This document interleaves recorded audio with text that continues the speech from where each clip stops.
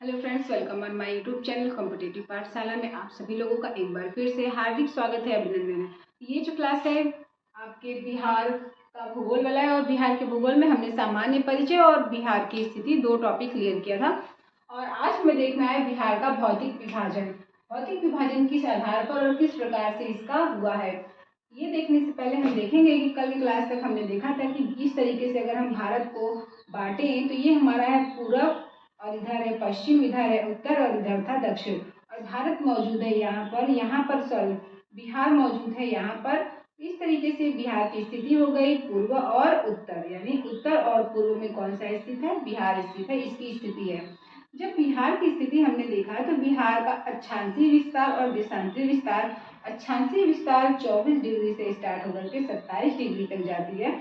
और वहीं देशांतरीय विस्तार की बात करें तो 83 डिग्री पूर्वी देशांतर से लेकर के ये फैली हुई है 88 डिग्री पूर्वी देशांतर तक इसका विस्तार है बिहार का। तो ये था बस बिहार की स्थिति और इसके परिचय के बारे में कि ये था। और बिहार की राजधानी पटना है। ये अपने अस्तित्व में आया जब झारखंड बिहार से अलग हुआ। इसके पहले हमने जब झारखंड अलग हुआ तो 15 नवंबर 2000 तक का डेट कंसीडर किया था, लेकिन एक बार ऐसा हुआ था कि बंगाल विभाजन 1905 में कर्जन ने कर दिया था। और उसी क्रम में देखा गया था कि 1911 में जब दिल्ली दरबार लगा था तब बंगाल विभाजन को रद्द कर दिया गया। तब बंगाल विभाजन को रद्द कर दिया गया, तब बिहार अपने अस्तित्व में आया था। एक डेट आपको याद रखना है, 1911 में दिल्ली दरबार के बाद जब इसको रद्द किया गया था बंगाल विभाजन को, तो 1912 में बिहार अपने अस्तित्व में आया था, 1912 में। लेकिन उसके बाद इसको थोड़ा सा और परिवर्तित करके 1936 में बिहार का दर्जा मिला। और आगे चल करके जब झारखंड इससे अलग हो गया तो 15 नवंबर सन 2000 को ये अपने अस्तित्व में आया। तो पूर्ण रूप से कब आया? 15 नवंबर सन 2000 को बिहार की स्थापना हुई। बिहार में विधान परिषद है। विधान परिषदों की सदस्यों की संख्या 75 है। बिहार में विधानसभा की सीट है 243 है, राज्यसभा की सीट 16 है और वहीं लोकसभा की सीट की बात करें तो 40 है। इस तरीके से हमने देखा था बिहार की कुछ जनरल बातों को। आज हम देखेंगे कि ये है क्या, क्योंकि जब जब आप बिहार के कोई भी टॉपिक के बारे में जैसे नदी, झील, झरना, बांध इत्यादि के बारे में पढ़ेंगे तो वहां पर भौतिक विभाजन आपको बहुत काम आएगा। इस तरीके से बिहार की कुछ सीमाएं हैं और उन सीमाओं पर स्थित कौन से राज्य से ये सीमा साझा करता है। तो जब इधर स्थित है पूर्व यानी ईस्ट, इधर स्थित है पश्चिम वेस्ट, इधर स्थित है पूरा का पूरा दक्षिण और इधर स्थित है उत्तर। तो बिहार जो है उत्तर में नेपाल के साथ सीमा साझा करता है, ऊपर नेपाल है। पश्चिम में बिहार उत्तर प्रदेश के साथ सीमा लगाता है। पूर्व में यह वेस्ट बंगाल यानी कि पश्चिम बंगाल के साथ सीमा लगाता है और वहीं दक्षिण में यह झारखंड के साथ सीमा साझा करता है बिहार। ये तो थी इसकी अवस्थिति के बारे में, इसकी सीमाओं के बारे में। तो 3 राज्य के साथ सीमा साझा करता है तथा एक देश के साथ सीमा साझा करता है। जब इसकी स्थिति आप देखेंगे तो यहाँ से हम स्टार्ट करेंगे। ये था आपका 24 डिग्री से स्टार्ट होकर के 24 डिग्री पूर्वी उत्तरी अक्षांश से स्टार्ट होकर के 27 डिग्री उत्तरी अक्षांश तक ये गया था। और यहाँ से 83 डिग्री जो पश्चिमी चंपारण है, 83 डिग्री पूर्वी देशांतर से किशनगंज तक ये फैला हुआ था। 88 डिग्री पूर्वी देशांतर तक इसका देशांतरी विस्तार था। पश्चिम में यहाँ से आप याद करिएगा जिलों के बारे में कि टोटल यहाँ पे 38 जिले हैं। 38 जिले में से 21 जिले हम अभी के अभी याद कर लेंगे। 21 जिलों में कौन से जिला कहाँ पर अवस्थित है। यहाँ पर है पश्चिमी चंपारण जो कि इधर से सीमा साझा करता है उत्तर प्रदेश के साथ। पूर्वी चंपारण, पश्चिमी चंपारण, पूर्वी चंपारण, उसके बाद आएगा सीतामढ़ी, पश्चिमी चंपारण, पूर्वी चंपारण, सीतामढ़ी, फिर मधुबनी। मधुबनी की पेंटिंग के बारे में सुना होगा, सीटेड बार बार क्वेश्चन पूछता है। तो मधुबनी नेपाल के साथ सीमा साझा करती है। तो ये जो जिला है यहाँ पर स्थित है, सौपाल है, अररिया है, किशनगंज। पश्चिमी चंपारण, पूर्वी चंपारण, सीतामढ़ी, पश्चिमी चंपारण, पूर्वी चंपारण, सीतामढ़ी। थोड़ा सा स्टॉप लीजिएगा। पश्चिमी चंपारण, पूर्वी चंपारण, सीतामढ़ी, फिर 3 का पेड़ बनाइए। मधुबनी, सौपाल, अररिया, किशनगंज। मधुबनी, सौपाल, अररिया, किशनगंज। मधुबनी, सौपाल, अररिया, किशनगंज। अररिया, किशनगंज। पश्चिमी चंपारण, पूर्वी चंपारण, सीतामढ़ी, पश्चिमी चंपारण, पूर्वी चंपारण, सीतामढ़ी। उसके बाद है मधुबनी, बीच में मधुबनी, चौपाल, अररिया, किशनगंज, तीन इधर बीच में मधुबनी। तो ये 7 किसके साथ सीमा लगा रहे हैं? नेपाल के साथ। हालांकि इधर इधर भी लगा रहे हैं, लेकिन ऊपर की तरफ जो उत्तर की तरफ सीमावर्ती जिले हैं नेपाल उसके बिहार के, वो 7 जिले जो हैं नेपाल के यानी कि उत्तर की तरफ सीमा साझा करते हैं।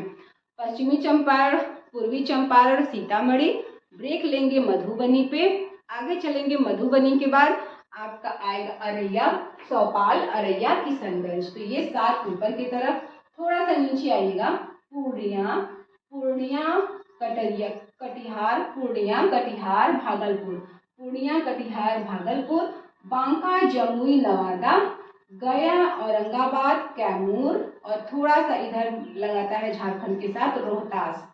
ये थोड़ा सा एरिया है रोहतास। फिर बक्सर, भोजपुर, सारण, गोपालगंज, और फिर आ जाएंगे पश्चिमी चंपारण।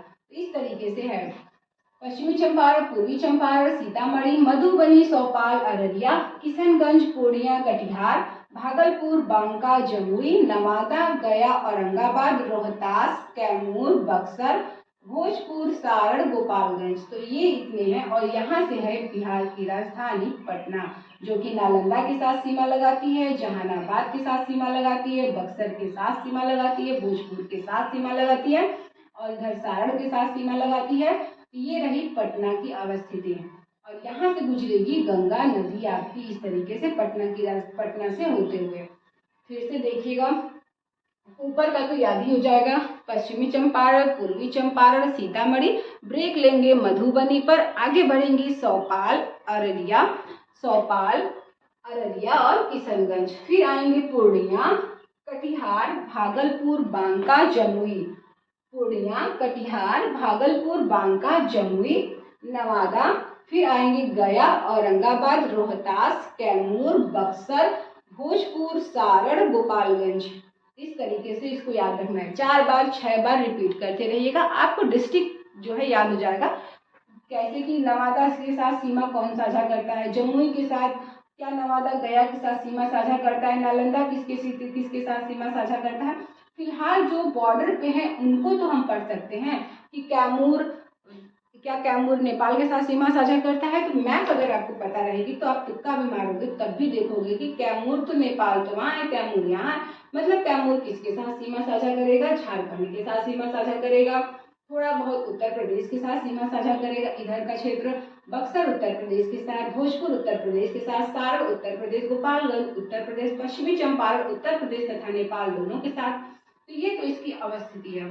फिर से देखिएगा, पश्चिमी चंपारण, पूर्वी चंपारण, सीतामढ़ी, ब्रेक लेंगे मधुबनी पर, आगे चलेंगे चौपाल, अररिया, किशनगंज, फिर आगे आएंगे पूर्णिया, कटिहार, भागलपुर, बांका, जमुई, नवादा, गया, औरंगाबाद, रोहतास, और इधर आएंगे कैमूर, बक्सर से ऊपर चलेंगे भोजपुर के ऊपर चलेंगे आ जाएगा सारण के ऊपर गोपालगंज, पश्चिमी चंपारण, पूर्वी चंपारण,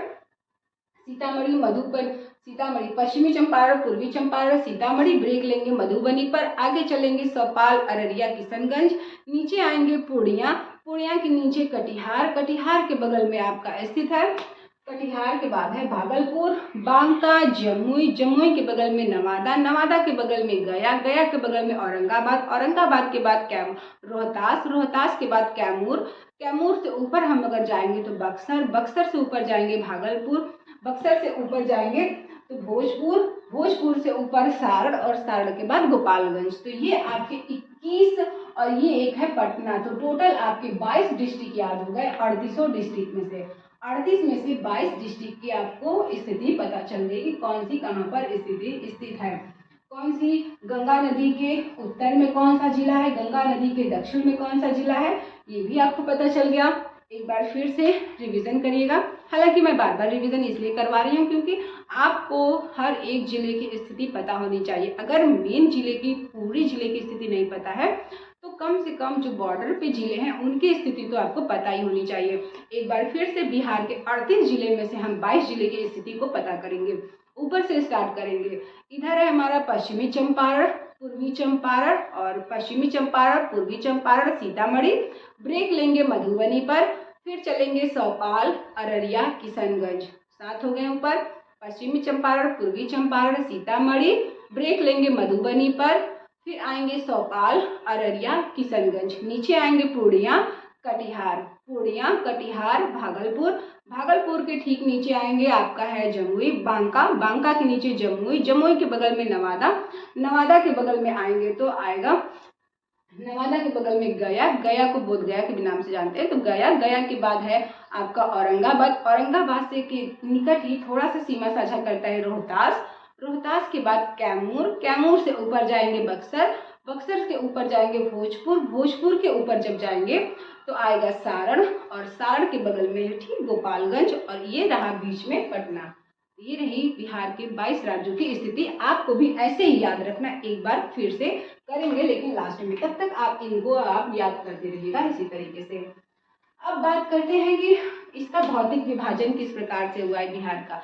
जब बिहार का भौतिक विभाजन हो रहा था उस क्रम में इसको 3 भागों में बांटा गया है। एक है पर्वतीय भाग, दूसरा है मैदानी भाग, तीसरा है पठारी भाग। जो पर्वतीय भाग है उसमें एक है रामनगर दून, एक होता है सोमेश्वर की पहाड़ी, एक है दून की घाटी। इधर आइएगा, इधर के एरिया को, जो ये पश्चिमी चंपारण और पूर्वी चंपारण का एरिया है, इधर आपके कुछ नेपाल, क्योंकि इधर पूरा नेपाल है और नेपाल में है हिमालय, तो शिवालिक हिमालय का जो अवशेष है शिवालिक हिमालय का इस क्षेत्रों में पाया जाता है। तो यही क्षेत्रों में एक है सोमेश्वर की पहाड़ी से कुछ नदियां निकली हुई हैं, एक है रामनगर की पहाड़ी, रामनगर दून, और यहीं पर है दून घाटी। जैसे देहरादून और हरिद्वार इस तरीके से जो उत्तराखंड में है, क्योंकि वो भी हिमालय का ही पार्ट है और ये भी हिमालय का ही कुछ शिवालिक हिमालय का अंश है। तो यहाँ से शिवालिक हिमालय का जो लास्ट इधर का क्षेत्र है, तो यहाँ से दून घाटी भी स्थित है। तो ये रहा हमारा बिहार का पर्वतीय क्षेत्र। कुछ क्षेत्र बिहार का पठारी है, ये नीचे का क्षेत्र। प्रश्न पूछेगा आपसे कि निम्न में से कौन सा क्षेत्र पठारी क्षेत्र के अंतर्गत नहीं आता है। ऑप्शन आपको दे दिया पश्चिमी चंपारण, दे दिया मधुबनी, सीतामढ़ी, और एक दे दिया कैमूर। तो यहाँ पर आपको याद होना चाहिए कि नीचे जो स्थित है ये हमारा पठारी क्षेत्र है और कैमूर यहाँ पे स्थित है, मतलब होगा कौन, कैमूर, क्योंकि बाकी तीनों तो पठारी क्षेत्र में, पहाड़ी क्षेत्र में आते हैं। तो इस तरीके से ऑप्शन निगलेक्ट करना पड़ेगा। देखिएगा 150 क्वेश्चन चाहे 120 क्वेश्चन किसी भी एग्जाम में हो, उसमें से बनने वाले जो आपको डिट्टो आपको हूबहू आता हुआ क्वेश्चन रहता है, 70 क्वेश्चन रहते हैं। उसके बाद कुछ क्वेश्चन ऐसे होते हैं जिनको हम ऑप्शन से निगलेक्ट करते हैं, कुछ क्वेश्चन ऐसे होते हैं जिनको ऑप्शन से निगलेक्ट किया जाता है। इस प्रकार के कुछ कॉन्सेप्चुअल क्वेश्चंस होते हैं तो उनको हम ऑप्शन से निगलेक्ट करेंगे। हालांकि कोई भी कितना भी बड़ा मास्टर हो, कितनी भी बड़ी मास्टरी हासिल कर ले, वो 150 से 120 क्वेश्चन में से 125-30 क्वेश्चन भी अटेम्प्ट नहीं कर सकता है ढंग से, अगर उसको बैठा दिया जाए तो। और इसलिए आपको भी जो आपके 70% क्वेश्चन आ रहे हैं वो तो आपको आने ही चाहिए, बाकी आपको ऑप्शन निगलेक्ट करके भी आंसर तक पहुंचना ही पड़ेगा। इस वजह से ये जो इसका भौतिक स्वरूप है बहुत ही ज़्यादा इम्पॉर्टेंट रोल प्ले करेगा किसी भी एग्जाम के लिए या फिर बिहार के किसी भी एग्जाम्स के लिए। भौतिक विभाजन बहुत ही महत्वपूर्ण चैप्टर है, इसको अच्छे तरीके से जो लोग कवर कर लिए, नदियाँ पूछे, स्थिति पूछे, कुछ भी पूछे, आप यहाँ से आराम से कर लेंगे। तो ये तो रहा भौतिक विभाजन में पर्वतीय भाग और पठारी भाग, 2 भाग हमने देखा। अब बचा है मैदानी भाग। इधर से आ रही गंगा नदी आकर के इस तरीके से बिहार को 2 भागों में बांटती है। ऊपर वाले को हम कहते हैं उत्तरी बिहार, नीचे वाले को कहते हैं दक्षिणी बिहार या फिर उत्तरी बिहार का मैदान, उत्तरी बिहार का मैदान या फिर कहते हैं उत्तरी गंगा का मैदान, और नीचे को कहते हैं दक्षिणी गंगा का मैदान। नीचे को कहेंगे दक्षिणी गंगा का मैदान और ये है उत्तरी गंगा का मैदान। जो उत्तरी गंगा का मैदान होता है वो हमेशा बाढ़ग्रस्त रहता है, बाढ़ से प्रभावित रहता है, और नीचे का जो है ये सूखा से प्रभावित रहता है। हालांकि आप देखेंगे कि जो पठारी क्षेत्र, यहाँ पर कुछ क्षेत्र छोटा नागपुर, क्योंकि यहाँ पर स्थित है झारखंड, कुछ क्षेत्र छोटा नागपुर पर के पठार का भी आता है। तो प्रश्न पूछे कि बिहार के किस राज्य में खनिज संपदा हमें प्राप्त होती है, तो जाहिर सी बात है जहाँ पर छोटा नागपुर का अंश होगा उसी बिहार के उसी जिले में आपको पाया जाएगा खनिज संपदा इत्यादि। तो यहाँ पर आप तुक्का भी मारेंगे तो इसी एरिया को मारिएगा, क्योंकि खनिज संपदा तो इधर ही पाई जाएंगी जहाँ पर पठारी क्षेत्र हैं, छोटा नागपुर के पठार के अवशेष हैं। बाकी कृषि से सबसे अच्छा बिहार में कृषि कहाँ पे होती है, तो उत्तरी भारत में, यानी कि उत्तरी बिहार में होती है, क्योंकि यहाँ पर ढेर सारी नदियाँ आकर के गंगा की सहायक बनती है और ऊपर खूब पानी रहता है, खूब उपजाऊ रहती है, जलोढ़ मिट्टी की प्रधानता होती है, खादर मिट्टी की प्रधानता होती है। और दक्षिणी की तरफ, क्योंकि इधर सूखा पड़ा रहता है, इधर कभी बाढ़ नहीं आता है, तो इधर बांगर जलोढ़ मिट्टी की प्रधानता रहती है और ऊपर खादर मिट्टी की प्रधानता रहती है, क्योंकि ये हमेशा बाढ़ग्रस्त रहते हैं, नई मिट्टियाँ आती रहती हैं, जलोढ़ मिट्टी, और पूरी की पूरी मैक्सिमम लगभग 95% भाग में जलोढ़ मिट्टी का विस्तार बिहार में पाया जाता है। जब हम मिट्टी वाला चैप्टर पढ़ेंगे तो वहाँ पे इसको कवर करेंगे। फिलहाल ये रही इसका भौतिक विभाजन कि पर्वतीय भाग में रामनगर दून, सोमेश्वर की पहाड़ी तथा दून घाटी, और मैदानी क्षेत्र में उत्तर यानी कि गंगा का उत्तर मैदान, गंगा का दक्षिणी मैदान। गंगा का उत्तर मैदान हमेशा बाढ़ से पीड़ित रहता है। ये क्वेश्चन आपके बीपीएससी में लगातार पूछा हुआ है। जब आप पेपर देखेंगे तो बीपीएससी 69वें में, 70वें में भी पूछा हुआ, सॉरी 69वें में नहीं, 63वें में पूछा है। ये क्वेश्चन बीपीएससी के 63वें एग्जाम में पूछा हुआ है कि उत्तर का कौन सा बिहार का ऐसा क्षेत्र है जो कि बाढ़ से पीड़ित रहता है। वहाँ पे आपके डिस्ट्रिक्ट भी दे सकते हैं, निम्न में से कौन सा डिस्ट्रिक्ट, 4 डिस्ट्रिक्ट आपके इधर के डाल देंगे, बाकी डिस्ट्रिक्ट उधर के डाल देंगे।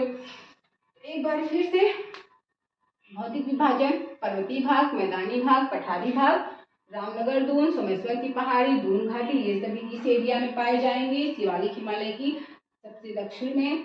और उसके बाद मैदानी भाग में गंगा ने बिहार को 2 भागों में बांटा है, दक्षिण का गंगा का मैदान और उत्तर के गंगा का मैदान।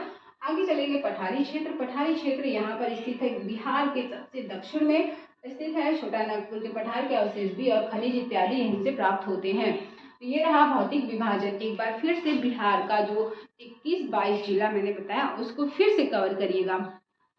पश्चिमी चंपारण, पूर्वी चंपारण, बीच में आएगा सीतामढ़ी और रुकेंगे कहाँ पे, मधुबनी पे। पश्चिमी चंपारण, पूर्वी चंपारण, फिर आएंगे सीतामढ़ी, मधुबनी पे हमने स्टॉप लिया। फिर हमने कहा कि हम कहाँ चलेंगे, चौपाल, अररिया, किशनगंज से नीचे आएंगे तो आएंगे किशनगंज से ठीक नीचे पूर्णिया, कटिहार, भागलपुर, भागलपुर के नीचे थोड़ा सा आइएगा तो बांका, जमुई, नवादा, फिर गया, औरंगाबाद, थोड़ा सा रोहतास, फिर कैमूर, बक्सर, कैमूर के बाद बक्सर, फिर भोजपुर, सारण, गोपालगंज और ये रहा पटना। टोटल 22 डिस्ट्रिक्ट हमें याद हो चुके हैं।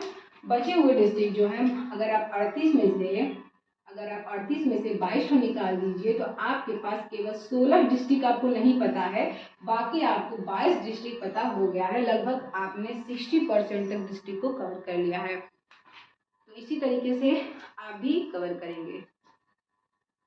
पश्चिमी चंपारण, पूर्वी चंपारण, स्लो पढ़िए, आराम से पढ़िए, कोई दिक्कत नहीं है, आराम से पढ़िएगा स्लो से। पश्चिमी चंपारण, पूर्वी चंपारण, आएंगे सीतामढ़ी, सीतामढ़ी से मधुबनी चलेंगे, पेंटिंग वगैरह बनाएंगे, वहाँ जाएंगे चौपाल के पास, यानी कि चौपाल पे जाके बैठेंगे, चौपाल के पास जाएंगे, फिर चौपाल के आगे चलेंगे हम अररिया में, अररिया के बाद किशनगंज, किशनगंज से पूर्णिया, पूर्णिया से कटिहार, कटिहार से भागलपुर, भागलपुर से बांका, बांका से जमुई, जमुई से नवादा, नवादा से गया, गया से औरंगाबाद, औरंगाबाद से रोहतास, कैमूर, बक्सर, भोजपुर, फिर चलेंगे सारण और गोपालगंज, लास्ट में बीच में पटना। नेक्स्ट क्लास में जब हम आएंगे तो पर्वतीय भाग से नदियां निकलेंगी, कुछ नदियां पर्वतीय भाग से निकलेंगी, कुछ नदियां पठारी भाग से निकलेंगी। तो नेक्स्ट क्लास हमारा जो रहेगा वो रहेगा बिहार की नदियां, बिहार की नदियां। जिसको ये भौतिक विभाजन समझ में आया उसके लिए नदी वाला चैप्टर आपका लगभग 80% तक कवर हो जाएगा। यहीं से नदी वाला चैप्टर आपका 80% तक कवर हो जाएगा, जिसको भौतिक विभाजन समझ में आ गया हो तो। फिलहाल कल मिलते हैं आपसे अच्छे तरीके से नदी यानी कि बिहार की नदियों के साथ। जो जो यहाँ पे नहर बनाई गई है, त्रिवेणी नहर के बारे में बहुत बार क्वेश्चन पूछा हुआ है, तो त्रिवेणी नहर से भी प्रश्न यहाँ से बने हैं, उसको भी देखेंगे कि किस नदी से त्रिवेणी नहर का निकाला गया है। मेन आपके कुछ 4-5 नदियाँ हैं जो कि इम्पॉर्टेंट है, जैसे कि इधर से सरयू नदी, सरयू नदी को नारायणी नदी भी कहते हैं। उसके बाद आएंगे गंडक नदी भी इम्पॉर्टेंट है, कोसी नदी इम्पॉर्टेंट है, और नीचे से एक नदी है कर्मनाशा नदी, उसको तो अपवित्र नदी मानते ही हैं लोग, तो वो नदी भी थोड़ा सा कवर करेंगे। और सोन नदी पर बनाया गया है सोन नदी परियोजना, उसको भी देखेंगे। सोन नदी परियोजना इसलिए पढ़ना इम्पॉर्टेंट है क्योंकि बिहार की सबसे प्राचीन परियोजना यही सोन नदी परियोजना ही है, और वहीं से 2 नहर निकाले गए हैं। एक है पश्चिमी सोन नदी, मतलब पश्चिमी सोन नहर और दूसरा है पूर्वी सोन नहर। तो इस तरीके से वो तो अपने नाम से ही याद हो जाएगा कि सोन नदी पर ही वो नहर निकाली गई है। तो 4 नदियाँ ज़्यादा इम्पॉर्टेंट है। बिहार का शोक कोसी नदी, जिगजैग वाली कोसी नदी, विश्व का सबसे मार्ग बदलने वाली नदी कोसी नदी, उद्गम हुआ है नेपाल के नामचा बारवा पर्वत से, और बिहार की में टेढ़ मेढ़े जिगजैग मोशन करते हुए आकर के छपरा के निकट गंगा की सहायक बनती है कोसी नदी। और लास्ट में बिहार की पहली सहायक नदी बनती है गंगा की सरयू नदी, और अंतिम में बनती है महापद्म नंदा नदी। और नीचे से तो जो नदियाँ जा ही रही हैं वो भी हम अच्छे तरीके से पूरा पढ़ेंगे नेक्स्ट क्लास में। आज के लिए सिर्फ इतना है।